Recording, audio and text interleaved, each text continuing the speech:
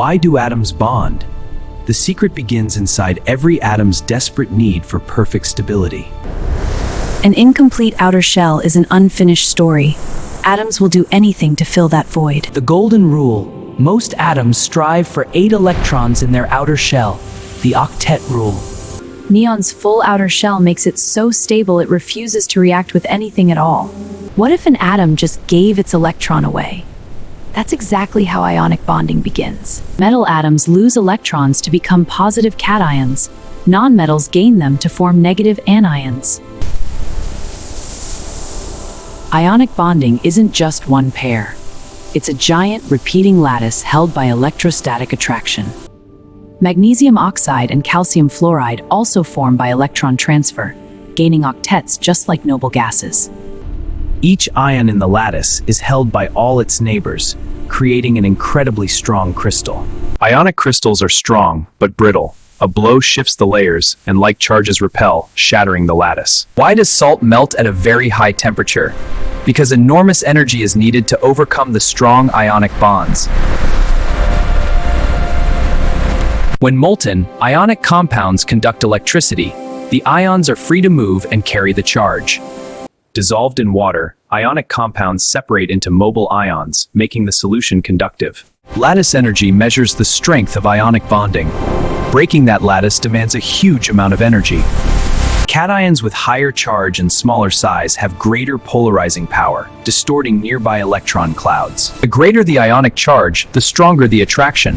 MgO's melting point is vastly higher than NaCl's. Ionic bonds are strong and structured. But what if atoms share electrons instead? That story begins now. Instead of transferring electrons, atoms of nonmetals share them, creating a covalent bond.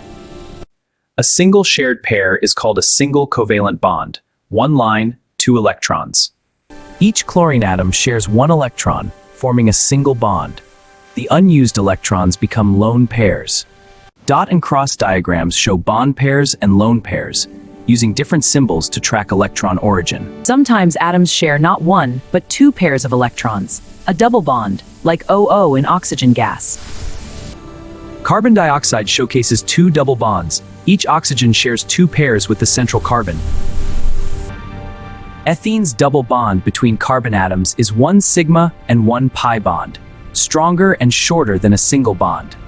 In nitrogen gas, 2 atoms share 3 pairs, a triple bond, one of the strongest bonds in nature. Multiple bonds are shorter and stronger. Sharing more electrons pulls atoms closer together. Boron in BF3 has only 6 electrons. It is electron deficient, defying the octet rule. Phosphorus, sulfur, and chlorine can expand their octets, using empty d orbitals to hold more than 8 electrons.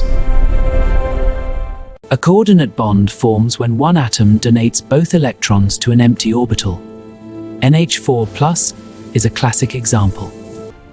Aluminium chloride dimer Al₂Cl₆ is formed through coordinate bonds, stabilizing the electron-deficient aluminium. Between molecules, forces are weak, van der Waals forces. Hydrogen bonding is a special, stronger type. London dispersion forces arise from temporary, instantaneous dipoles in all atoms and molecules. Longer chain hydrocarbons have greater surface contact, boosting London forces and raising boiling points. Hydrogen bonds explain why water is a liquid at room temperature, making life possible on Earth. While covalent bonds are the beams, intermolecular forces are the mortar, weaker but crucial for properties. Carbon dioxide sublimes because its intermolecular forces are too weak to hold a liquid phase at normal pressure. Nature uses weak van der Waals forces to enable geckos to climb and DNA to store the code of life. Bonding type determines melting point, hardness, and conductivity. Let's see how. Ionic solids are hard, brittle, high melting, and conduct only when molten or dissolved. Covalent network solids like diamond have extremely high melting points and are very hard, but don't conduct electricity. Molecular solids like ice have low melting points because only weak intermolecular forces must be overcome. Metals are malleable, ductile, and conduct electricity thanks to their delocalized sea of electrons. Molten ionic compounds conduct by ion movement. Metals conduct by electron flow, far more efficiently.